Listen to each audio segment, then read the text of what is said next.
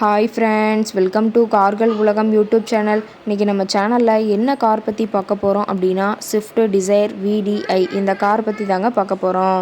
இந்த காரை பற்றி ஃபுல் டீட்டெயில்ஸ் நீங்கள் தெரிஞ்சுக்கிறதுக்கு முன்னாடி நம்ம சேனலை இப்போ தான் ஃபஸ்ட்டாக பார்க்குறீங்க அப்படின்னா மறக்காமல் ரெட் கலர் சப்ஸ்கிரைப் பட்டனை கிளிக் பண்ணி சப்ஸ்கிரைப் பண்ணிக்கோங்க. பக்கத்தில் இருக்க பெல் ஐக்கானை கிளிக் பண்ணி ஆளுங்கிற ஆப்ஷனுக்கு செட் பண்ணிக்கோங்க. அப்போ தான் நம்ம போகிற டெய்லி வீடியோஸ் உடனுக்குடனே உங்கள் மொபைலுக்கு வந்து சேரும். இப்போ நீங்கள் பார்த்துட்ருக்கக்கூடிய கார் ஸ்விஃப்ட் டிசைர் VDI. இந்த காரோட பிராண்ட் அப்படின்னு பார்த்தீங்கன்னா மாருதி சுசுகி பிராண்டுங்க. காரோட மாடல் ஆஃப் தி இயர் அப்படின்னு பார்த்தீங்கன்னா 2014 மாடலுங்க. ஓனர் அப்படின்னு பார்க்கும்போது சிங்கிள் ஓனர் தாங்க.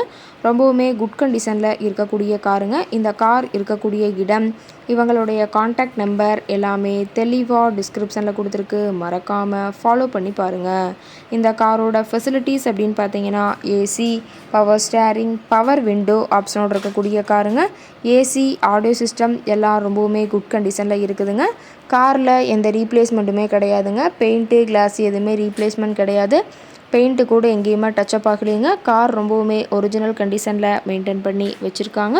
ரொம்பவுமே பக்காவான கண்டிஷனில் இருக்கக்கூடிய காருங்க. இன்டீரியர் எல்லாமே ரொம்பவுமே குட் கண்டிஷனில் இருக்குதுங்க. காரோட சீட்டிங் கெப்பாசிட்டி அப்படின்னு பார்த்தீங்கன்னா 5 சீட்டர் கெப்பாசிட்டி கொண்ட காருங்க.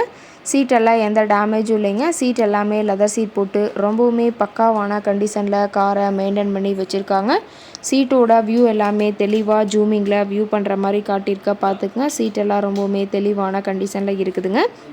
காரோட நம்பர் அப்படின்னு பார்த்தீங்கன்னா TN 30ங்க.